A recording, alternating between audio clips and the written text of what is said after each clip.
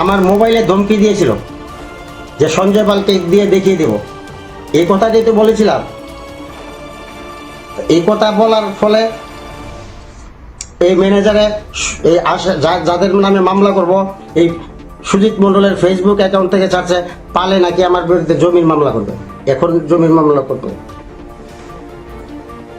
তারপর আজ আমি আমি আমি আমি ওই দিন মোবাইলে কিন্তু বলিনি যে সঞ্জয় পাল আমাকে বলেছে, আমার ম্যানেজারে বলেছিল রাজেশ ঘোষ। আর আজকে সকালবেলায় আমার এই মোবাইলের মারফত যে খবর পেয়েছি সেটাই আপনাদের সামনে, ত্রিপুরাবাসীর সামনে বলছি।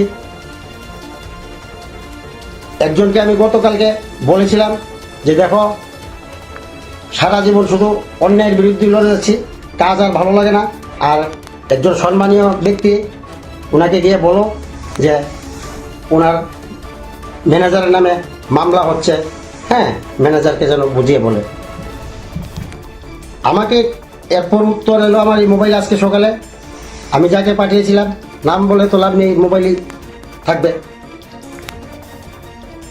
ওনাকে বলেছেন, ওনার অফিসের একজনকে দিয়ে আমাকে এই কথা বলেছে যে আপনার ম্যানেজারের নামে তো মামলা হচ্ছে, আপনার